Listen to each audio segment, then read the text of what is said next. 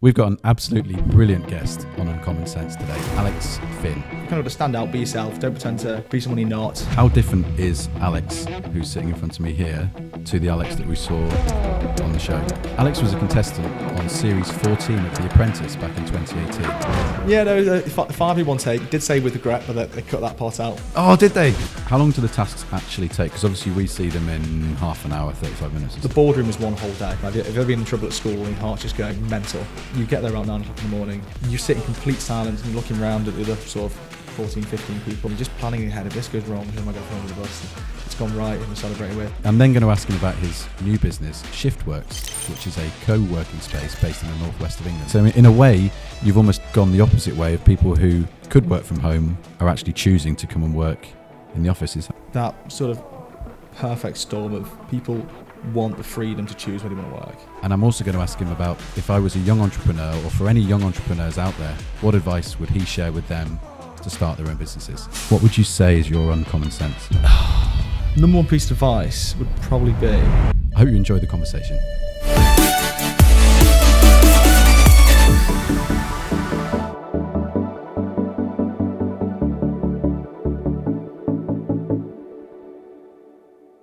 Hello and welcome to episode 6 of Uncommon Sense by The Uncommon Practice. I'm really pleased to say that we're joined by a brilliant guest today, really brilliant guest, Alex Finn. Now that name might mean something to a few of you who have previously watched The Apprentice, because Alex has actually appeared on The Apprentice on Series 14 in 2018, but is now a very successful businessman based in the Northwest. And I'm absolutely thrilled to have him on. So thanks so much for joining us, Alex. It's great to have you. I asked you before whether you'd be happy for me to talk about your time on The Apprentice. Yeah. And I would, because I'm personally interested. I also think a lot of our listeners will be interested, just to sort of get the inside scoop on that. So I'd like to talk to you about that, and then I'd like to talk to you a bit more about your career as a businessman and what you're doing now, and then talk about Shiftworks, which is your current business. So let's get started. So The Apprentice then in 2018, what was your thought process when you thought, right, I'm going to apply for that and do it? Okay, so not a lot many people know this, how I really got on. Okay, good. A bit of a first. So a bit of a fan, so me and friends used to watch it quite a lot, and I started my sort of first ever business on the side of, when I used to work at Bank of America doing digital marketing, and my friend who started it was sitting next to me, and we had quite a cocky friend who was like, easily get on that, because you do every year, you watch them and you go, you bunch of pillocks, how have you failed? It's so simple. And he was like, he wouldn't get on, you would, go on, apply. So lo and behold, applied, you fill in this really long application process, and there's daft questions, and I sort of not took it as half joke, but just had a bit of a play round really, and then thought nothing of it, got a letter through saying, do you want to come to the first ever interview day? So I was pretty shocked. So it was really interesting. It was honestly done at the very start. I was like, go on, I'll prove I can. We'll give it a go. Right. And went to the first ever sort of selection day, and just kind of found a way to sort of stand out at each step really. Okay. So there were some really interesting little stages you had to get through and some hoops you had to jump through. But okay. Can you tell us a bit more about that? Yeah, I can actually. So you're sitting in like a school assembly hall, and you're all in silence. There's probably about 50, 100 people sitting there, and I'll call about 10, 15 people's names out, and you stand to the front all in a line, and they say, right, follow us through to this door. And on the floor, there's just an A4 piece of paper, like number 1, number 2, number 3, and you filter through and you stand in front of the numbers. And they go, congratulations, you made it through to the first stage of the apprentice applications for whatever year it was. We're going to give you 30 seconds, we'll call your number at random, and you've got to tell us something interesting about yourself. So, they will say like number 10, and I'll stand forward and go, I've got the IQ of 150. Okay.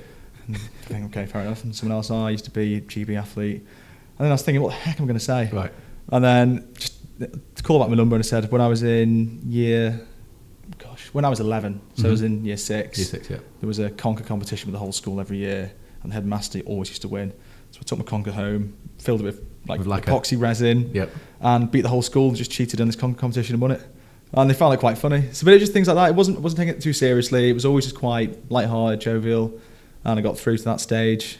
And then there's quite a few. There's quite a few stages. I bet. But it was always things like that where you kind of stand out, be yourself, don't pretend to be someone you're not. And little things like you'd have a one-to-one interview and they go, have you got any questions? And the last question I said was, well, yeah, I can put you through to the next round. And he went, yeah, all right. Okay. So I think it was just more thinking on your feet, being yourself, but also being a little bit memorable, not just... I love that. It's really, that's really interesting. There's some gold already for this podcast. Thanks so much. Yeah. I suppose what I'm interested in then, let's go back a sec. So you said, I used to watch it every year and there's all these pillocks on The Apprentice. And you thought, I'm going to do that. Yeah. Do you look back on that now and think you sort of joined in? Like I suppose you had to play a character, did you, to get in? And did you see it just as that, or did you think that it was... When you're watching it on TV, it's... let me rephrase that. So when you've done it and you watch it on TV, you actually in a way feel sorry for some of the things that get set up or how things play out on TV, because, in your head, if you think about it at the very start, there's your team that's split into two and you've got the opposing team split into two. So you only ever see 1/4 of what's gone on that entire task. Okay. And you as a viewer get to see the entire thing. So the way you perceive something to have happened may end up being really, really good on TV, or it may look the complete opposite. Right. So it's quite an interesting process to be involved in. So how those tasks? How long? Obviously, when I have to be honest and say I haven't watched The Apprentice for quite a long time. I'm interested to know whether you've watched The Apprentice. No. You've not watched it since. No, I may have caught 1 or 2 episodes, but I just don't watch it. Really? Yeah, it's weird. Okay, well that's interesting. Yeah. So when you're doing it, how long do the tasks actually take? Because obviously we see them in half an hour, 35 minutes or something. How long do they actually take? 3 days, 4 days. Okay. So it's a long. Each grueling, task? Yeah, every single task. You'll get 1 day off between each task. Okay. And that's just like where you just sleep all day because you've had some ridiculously early mornings and late nights. Okay. Non-stop back to back. And you'll have the boardroom is 1 whole day. And that's pretty daunting. Like, if you've ever been in trouble at school and your heart's just going mental, you just walk into this, looks like a bit of an old country farmhouse room, there's old panelled walls and snooker table, and you get there around 9 o'clock in the morning, you sit in complete silence and you're looking around at the other sort of 14, 15 people, and you're kind of making eye contact and you're just planning ahead. If this goes wrong, who am I going to throw under the bus? If it's gone right, who am I celebrating with? And it's horrible because you've got crew dotted about the room and you're in complete silence for maybe 5 hours before you actually walk into the boardroom. No way. While they're just sort of setting up and doing various bits. So that's the worst day of all. Yeah. That's worse than actually being on the doing task. the tasks. Yeah. So when you're sat there around the room looking at the other people, you said you're already thinking what scenarios might come up. But did you ever? I mean, I know you got through to week 4. Did you think when your number was up? Did you know that week? I suppose you don't know if you've won or lost the task even at that point, though, do you? So not until you get through to the boardroom, no, and then they read back the sales figures, no. So that's what I mean. Even at that point, you're still in the complete unknown, right? Which is pretty terrifying. So you don't know if you've won or lost, and then the winning team obviously. So then they already start arguing at that point in the boardroom, and then the winning team will leave and go off and actually do something that afternoon. Usually, I'm guessing, is it? They go and have the. And then you have to go to the coffee shop. Yeah. And is that a real coffee shop? No, legitimately, there's one on an industrial estate, right? And you'd never know where it was, but it's real. Yeah. And and it's exactly how it looks. Is it? Yeah, and then there's a very small one down like a residential street. Right. So both equally terrifying, sort of driven there in silence. You have it out for half an hour and then you're driven back in silence and then you sit in silence again, waiting to be brought back in. Yeah. Discuss why you've lost. Did it feel a bit... I mean, did it feel like that was almost as important, not being able to cope in that situation as it was doing well in the task, would you say?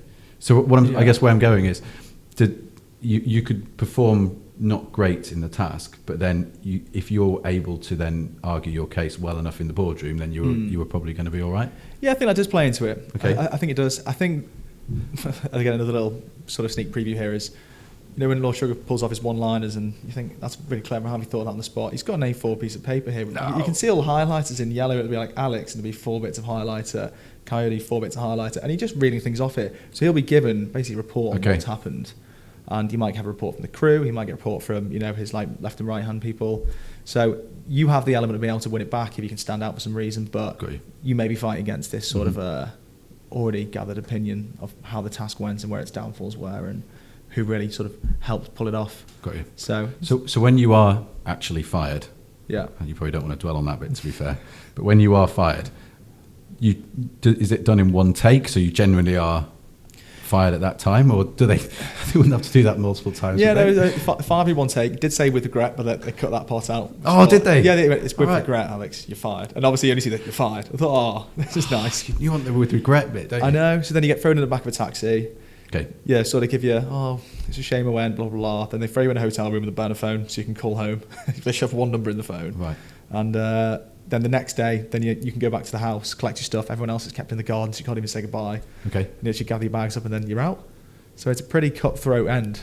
This is absolute gold, isn't it? This is gold. Yeah. I can't believe this. So, okay, here's a question.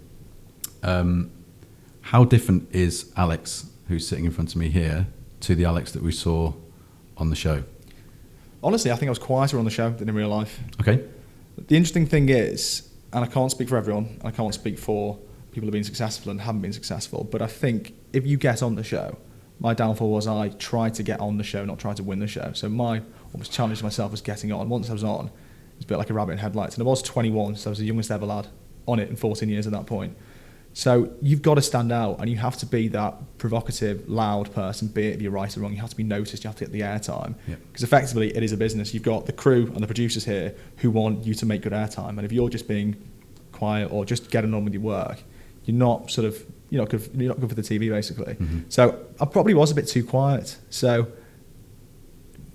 I wasn't too far away from who I really was, but I think I'd rather have done that than gone on and pretend to be some really loud, obnoxious person and just try and stir something all the time and get a bit more airtime, but it's not really a true reflection of who I am. Interesting. So would you say it is more of a reality TV show then, would you, than real business? Again, it will be subjective depending on how far you've got and what the benefits have been. But for me, I've thought going on there might be 30% reality, 70% business, and in fact, it's probably the other way around. Right. But then that may change later on. You get in the process, more people are whittled out that aren't really there for the right reasons, and then you're left with, say, a more solid foundation of people who are there just for the business. But at the point I left, I thought 70% was reality and maybe 30% for business. I suppose one of the things that I've often wondered, I wonder if any of our listeners think this too, is when I've watched The Apprentice, like I said, I haven't seen it for a few years, it's often felt to me that they put a massive, massive emphasis on sales and selling. And every week, I'm the top salesman, I sold this, I sold that. And I recognise that in business, being able to sell is absolutely essential. Yeah. But do you think that they put too much emphasis on the sales side on The Apprentice? What do you think? I think it's almost like the underpinning foundation of what The Apprentice is. It's always been based on sales figures and can you pitch to people? Yeah. Can you make a product and sell it to investors? So, in reality, if you're trying to sell a job to someone or sell a product to a potential customer, it is a very big percentage of business, but it's just a part of it's a part of The Apprentice sort of foundation, really. But you're right, there are other sort of factors in business that do play a bigger factor, but that's the main thing. That's how they can quantify sales and make everyone compete against each other. It's very sort of quantifiable of who has sold the most product. 100%. But you're right, there are other factors. Yeah, no, it's just something I've often wondered when I watch it, and I think selling is anybody that wants to set up their own business has to be able to sell, especially when you start up on your own. But when you watch The Apprentice, it seems to be the only focus of every show. But as you say, that is ultimately they're making a TV show, aren't they? Yeah, very true. So here's another question then, which is, if you'd got through to the interviews and then the final business plan, what was the business that you would have done? So the business plan, and here's a little interesting story. So the business plan was, I'd started doing a bit of I was flying a drone on the side and using that to do sort of aerial photography to complement the digital marketing. Mm-hmm. So while I was getting my sort of drone license, it was incredibly hard to try and find an operator like you as an estate agent wanting to hire a drone operator to film a very expensive house. There was no easy way of finding someone. You could search Google and you'd have to just trust whoever was ranking at the highest was most notable. But there wasn't really a directory where you could go on, put in your postcode, say filter for aerial photography for estate agents, see any previous reviews. So it was a drone directory called Droneify. So it was a really, really good business idea. It was really good. And then I kid you not, and I'll never forget this, when we filmed The Apprentice, there's about a 6-month gap from when you're finishing filming to when it's on telly. I was watching Dragon's Den, and a guy came on called Mark Boyd, and I think it was called Drone Safe Register. The exact same idea. 6 months later, we probably filmed it at the exact same time. Got investment from Peter Jones. Really? No joke, yeah. So this is gold. So if you'd got through, that could have been. They probably would have looked at it and thought, yeah, actually, this is a pretty sensible idea. Yeah, well, it was a good idea. Did you not think about doing it then when you left? Did you not think, I'm going to go and do that? Well, the gutting thing was just seeing this guy give a big chunk to Peter Jones, and then you obviously had the push of everyone watching Dragon's Den, so it probably sort of catapulted into the spotlight a lot, and then I'd be sort of starting on the back foot, and I kind of had a few other projects on that go, and I thought, you know what, I created it for the show, and it was an interesting concept, but someone's done it. So it was quite a nice feeling actually to see it and be like, no way. No, it sounds like I have to say, it sounds like a really good idea. So then, I promise I won't talk to you about The Apprentice too much, but this is fascinating, and hopefully our listeners are enjoying this. Did you actually learn anything from The Apprentice then that you have taken from there, into your business life since? I think the biggest thing I learned from The Apprentice, there's a lot of factors in business that you can't control, but you can't get hung up on them. If something doesn't go your way, there's always something else you can do or something else you can focus on. And a lot of people, I think, get hung up on small problems or things they can't change. And again, that can be replicated in a task. If something is outside of control, you think it's a brilliant product, someone doesn't want to buy it, or something stops you from selling it. There's always things you can do and there's things you can't control. And I think one of the really important things was don't get hung up on stuff you can't control. Focus on what you can do. And I'd say hands down, that was probably the most important thing I learned. Was it? Yeah. How about that's brilliant. Yeah, brilliant advice. How about then the boardroom situation? Like I said, that's slightly different to the task. I'm guessing you learned some things about yourself doing that, did you? I don't really remember any of it. Do you not really know? Honestly, that boardroom is weird. It's so long when you're standing there. Like the ones when you have to stand behind the forward seats and you're standing up for, be it 2 hours, your legs are quivering. I don't remember much of the boardroom. That's a really weird thing. Really? But that's quite daunting. Yeah. That part is quite daunting because you don't really know when you're going to get called on or when anything's going to get said to you. But yeah, honestly, it's really weird. It's like trying to think back to something that happened. I have very little recollection of standing in that boardroom. But as you mentioned, you were the youngest apprentice ever at the time. Yeah. Was that a factor, or did that not bother you at all? I never let it bother me. Okay. I always thought, I don't care. Everyone around me is a bit older, but I don't care. I just see myself the same as them. But I always knew I was the young one to everyone. So, and again, that sort of is another thing in business as well. If you're starting off and you're quite young, you can see it as, well, I'm younger, I'm always going to get sort of treated differently. Or you can look at it that when I do well, people are going to be surprised and pay me more respect because I've achieved it when I'm young. So I always looked at the latter and thought, well, I'm going to go for it anyway. I don't really care that I'm younger. Because when I do well, people will respect me more for it and not use the mindset of, well, I'm younger, so I'm never going to be able to give an opportunity, or I'll always be treated slightly differently. So, yeah. That's like Jen, naivety when you're young. Yes. So that's interesting because we had a guest on just last week, Jen, who a very successful businesswoman herself, and she was talking about how if she'd known how hard it was going to be, she probably wouldn't have gone and tried to lead a business and take it on. Yeah. So it's almost like naivety is a superpower, I suppose. In that way. Would you say that? Yeah, that's a very good way of looking at it. I quite like that. It sounds weird. I work very well under the extreme pressure. Okay. I almost quite like the unknown. Yep. So I think if you're sort of coping very well, you're not really pushing yourself. So if you say, "Oh, business is great, start it, it's going wonderfully, I just absolutely love it," like you're either not working hard enough or you sort of just too lazy. You need to almost be not far from breaking points. You're always constantly trying to push yourself outside of the comfort zone. I'm still waiting for that sort of 2 weeks when I can go on holiday and relax and not look at my phone. That's the stuff of dreams, but it just doesn't happen. It is. You have to be a bit naive and just go into it thinking, I'm going to give it my best. And So, but I'm interested to understand a bit more then the young Alex, if you don't mind going back, I suppose before The Apprentice, because clearly you had you were interested in business. Yeah. What was it that drove you to sort of get into business and think, I really want to be, interesting. What was it that sort of drove you to want to be a leader, do you think? I mean, not a leader. What drove you to get into business? I'm trying to remember the first time I had any sort of business.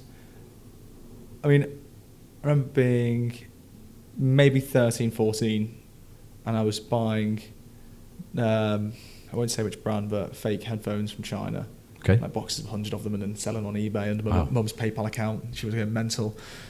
get it to send loads of letters to the post office every day. And it was just that sort of hustle of like having something, creating something that's more valuable, selling it, and then reaping some reward from doing it.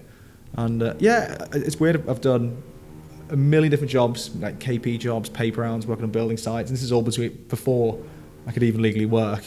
And then just having little side hustles, like hustles on in school, and almost having that sort of experience on eBay selling things, back like 10 years ago. It was really, really fun. I liked the sort of, I'm creating something, I'm getting rewarded for doing it, and someone else is quite happy on the other end of the receiving parcel. So, yeah, I don't know, the hustle, it's just weird, the hustle of it was quite rewarding. It's really, really very interesting to understand, the mindset, I suppose, of someone because, other people go the other way and just think, I'd like to get a job and work for someone and earn a salary. But you're saying that never appealed to you, really? No, I was terrible in school, absolutely terrible.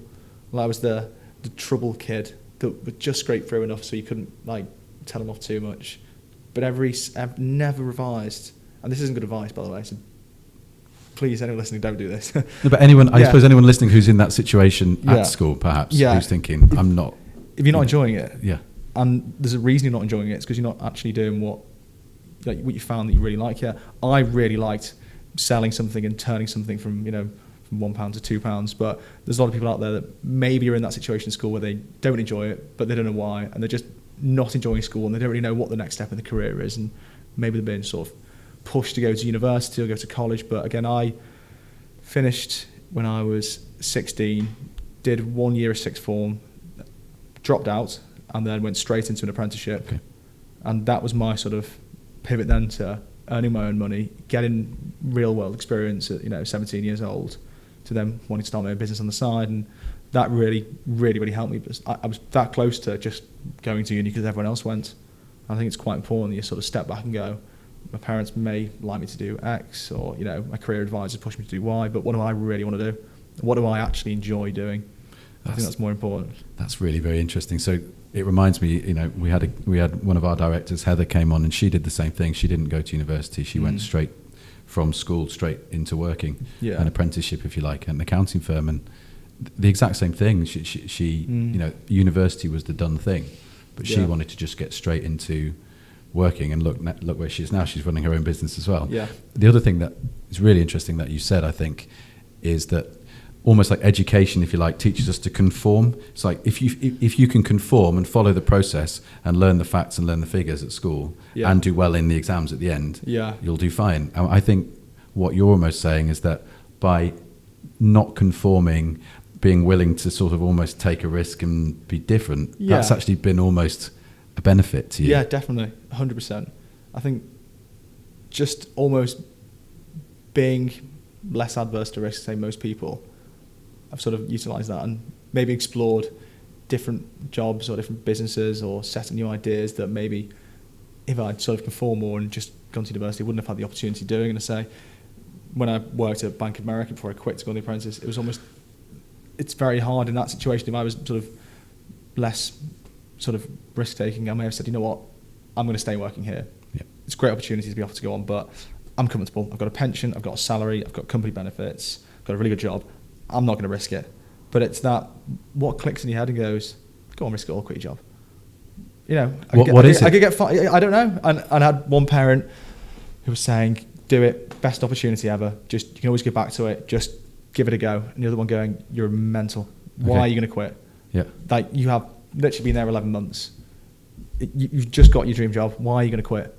So you're sort of toying between what's the right idea, what's the wrong idea. But just that thing clicks in your head and goes, go on, give it a go. Yeah. No, I'm really interested to understand that being able to live with risk. And I think that is, I can speak from personal experience, I think that is the thing when you're looking at setting up your own business or not, is what's my sort of element, how much risk am I willing to put up with? Yeah. And you're sort of saying, well, I just took that leap. I took that leap of faith and thought, come on, let's have a go. Yeah. Yeah. I think, again, I've got the luck of having a job on my side. So, if it goes wrong and I quit my job and I get booted out in week one and I haven't got a business to start, then I've got no mortgage, I've got no kids, I've got no dog, I've got no car that I've got finance outstanding on. I've got a lot less overheads and a lot less stress to deal with. I can always go and try and find a job the following day. So in my head, I can do it now. I've got that on my side. Why not? Yeah. And I did get a job off the back. This is literally my next question is, so Yeah. you left The Apprentice, and then I guess, as you say, there's 6 months before it airs. Yeah. Did you go and get a job as soon as you left The Apprentice? No, so as soon as I left, so I got the job offer back from Bank of America, but I didn't go. Okay, right. Which is interesting. Because while I was working at Bank of America, I almost got fired for gross misconduct as well, for having a limited company on the side. All right. Without telling them. So I started working there and then started a company with my friend, Jord. And we just do this digital marketing sort of business on the side and on weekends and on evenings and on our phones at the desk. And you're meant to obviously legally declare if you've got any sort of possible conflict of interest. But I thought it's fine. I've been here for a few months now. They're not going to check now.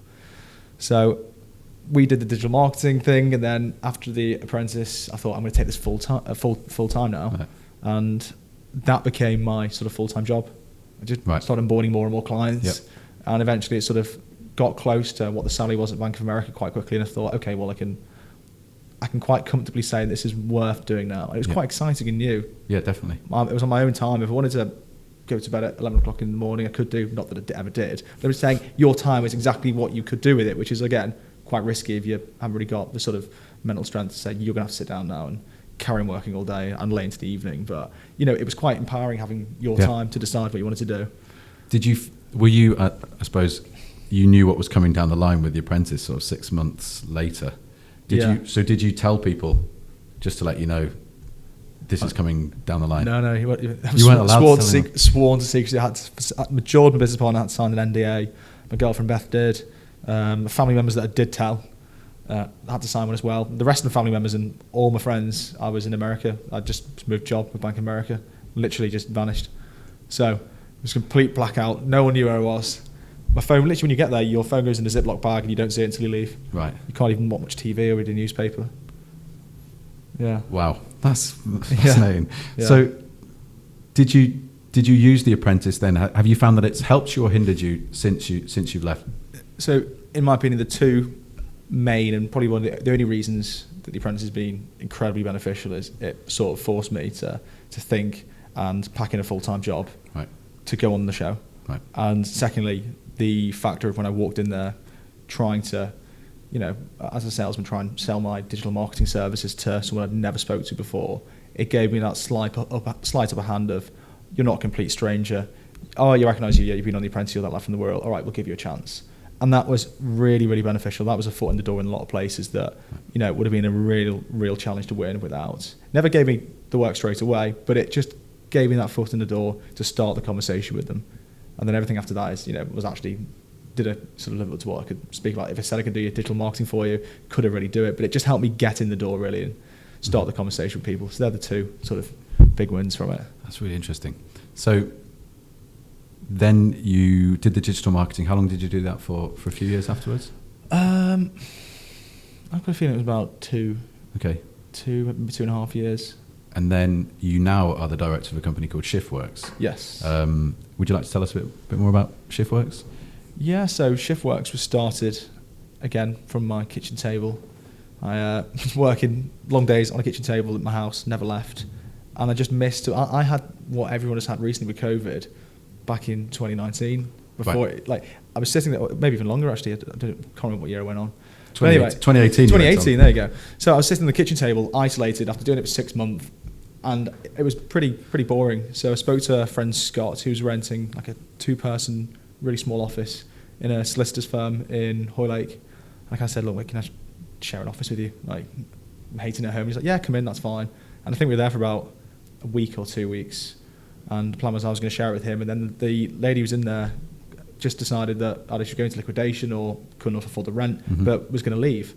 So then it was a case that we're not going to share this office now, we're going to be kicked out.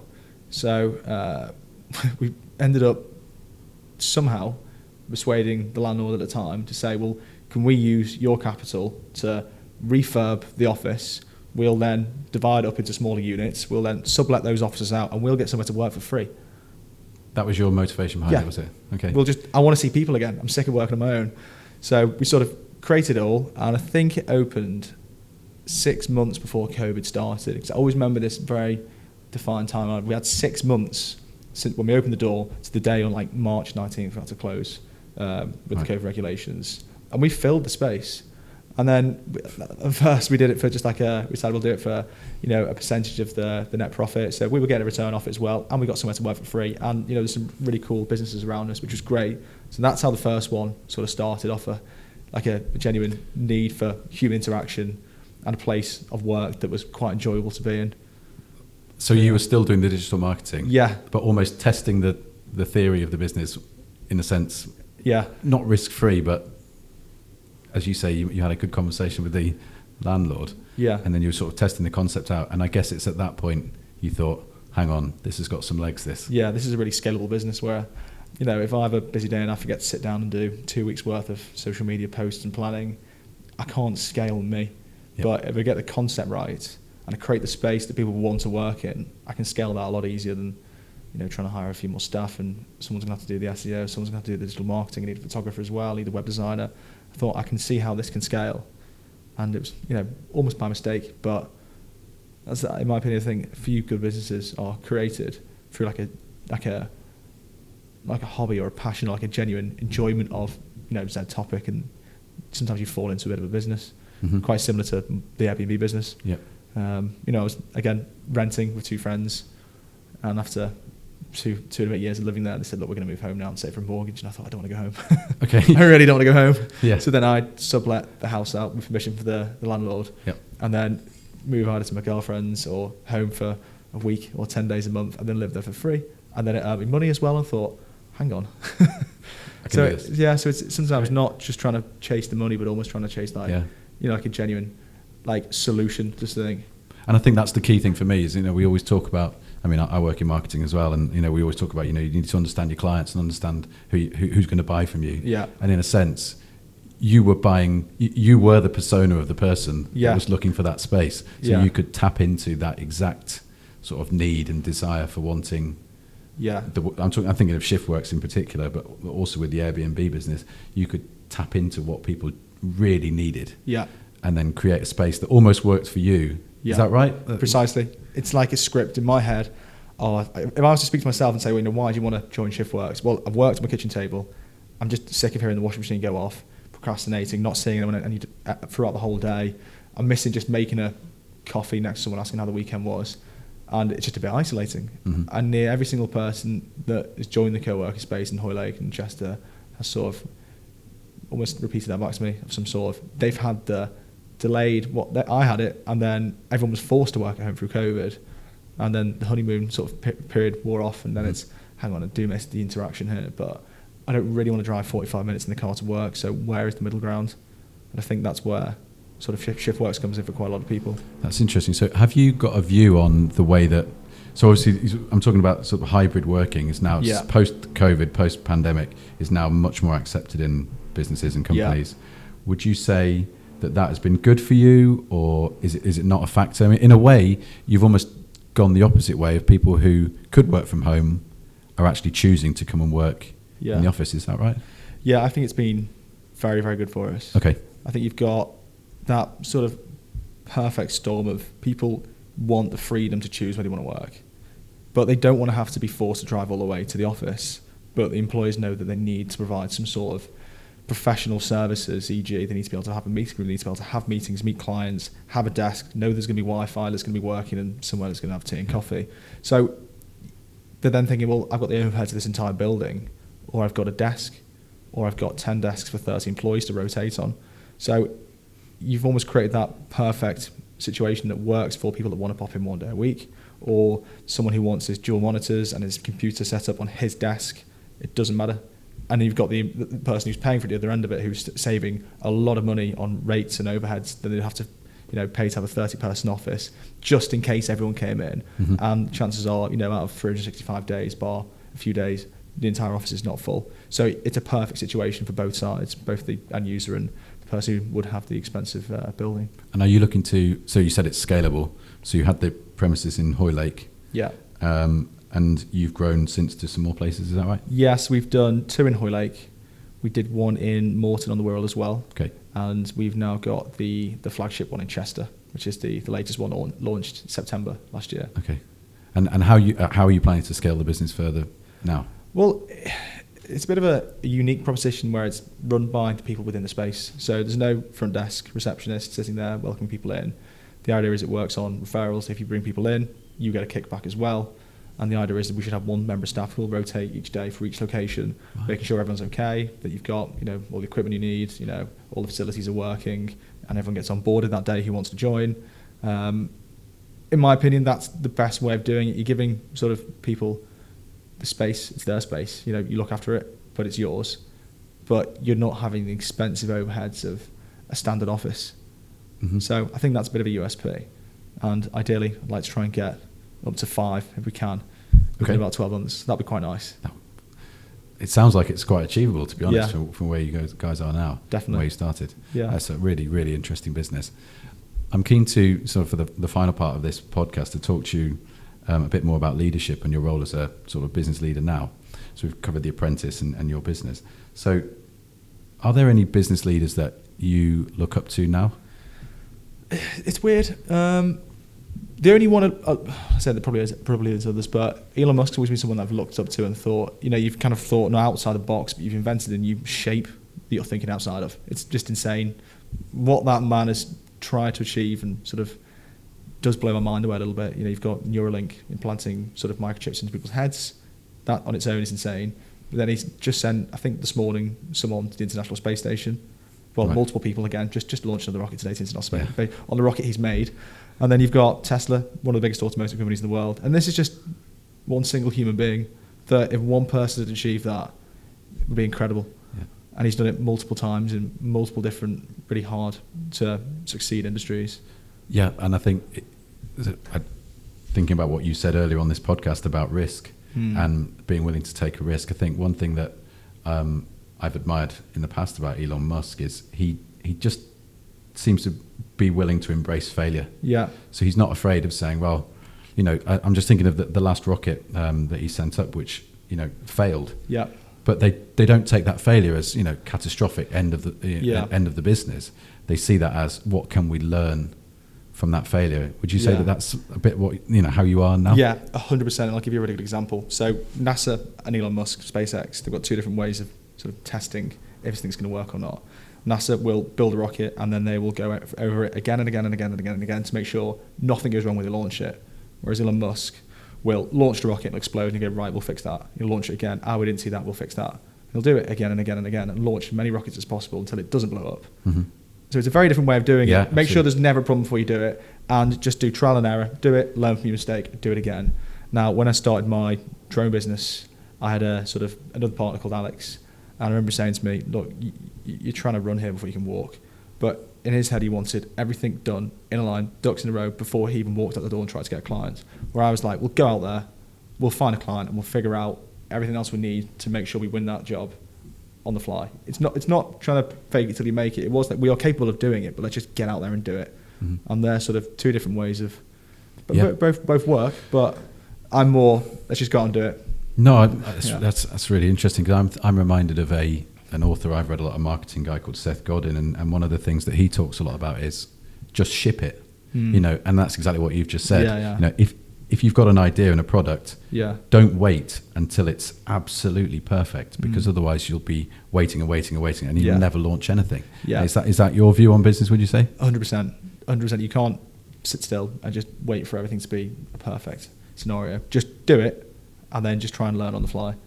And don't get me wrong, there are times to sort of be more reserved and make a more calculated approach towards something, but I think a lot of the time you just got to get out there and give it a go and try and learn from your mistakes. It's not a failure. It's a lesson the first time you do it. So I mean, let's be honest. That's what The Apprentice was. Yeah, exactly. It was a risk. It was a leap. Yeah. But you thought, well, almost what's the worst that can happen? Or, what's the best that can happen? I suppose. Yeah, precisely. I'm going to do it, and if it doesn't work, great. But at least I've taken the chance to do it. Yeah. So would you say that more entrepreneurs, so any young entrepreneurs listen to this, would that be your advice to them? 100%. If you're sort of working a job and you're young now and you say, I haven't got time to start a business, you can always make time.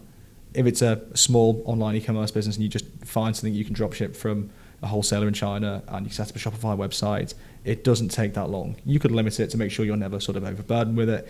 If it's literally you're going down to, you know, a local like a car boot sale and you're selling things now, you're buying and selling. I've done that before when I was really young. It's fun. It's just getting experience. If you're not making money, you're learning how to speak to people, and it's that interpersonal sort of a relationship building that you're sort of getting experience with. So whatever you're doing, you've definitely always got time to start something on the side. And again, it's that sort of freedom of having multiple streams of income as well, and not being reliant just on one sole thing in case it goes wrong. You've always got something else in the pipeline. So here's a thought as I'm talking to you, which is, have you got many employees who work for you at the moment at Shiftworks? Yeah, so we've got one part-time girl called Beth at the moment. I've got Josh, who is he has a bit of equity, but he does my finance side of Shiftworks. And then there's a lot of subcontractors, and again, mainly on the Airbnb side. So, if you don't mind me asking this, I don't think it's controversial, but I'm going to ask it anyway. Yeah. Which is, you're quite, you know, I want to say an extreme individual. That's not fair, but you have a personality which is not to be knocked at all. How do you get your people to follow you? You know, to believe in you, Alex the businessman, rather than Alex the, you know, I don't know, icon or whatever. Yeah, I think I don't read many books, but one I have read that resonated with me a lot was Dale Carnegie, How to Win Friends and Influence People. And the important thing it said there was to empower people. So if I'm saying, you know, he's going to paint that black, just look at the red door and speak to them and say, look, it's not really working red. What does everyone think? And eventually someone will go around and go, why do we paint it black? Why don't we paint it black? And you almost make sure you're empowering your staff to feel like it was their idea and giving them some sort of a positive feedback so they feel empowered, and you're not constantly sort of leading from the back. You're almost sort of letting them sort of lead a little bit and making them feel like they're actually their opinions are counted for, and actually listening to them, and maybe sometimes changing something you're doing or some sort of process or some sort of offering based on their recommendation. You know, I've dealt with the people where they just wanted it to be their voice that said we need to do X, and sometimes it doesn't really matter. The same outcome will happen, but if it's someone's idea, give them the credit for it, and just make sure they always feel worthwhile and they're listened to. Really, I think that's really important. You don't need to shout at them all the time and tell them off. Just listen to people, I think. That's an absolutely brilliant answer. So to finish off, this has been absolutely great.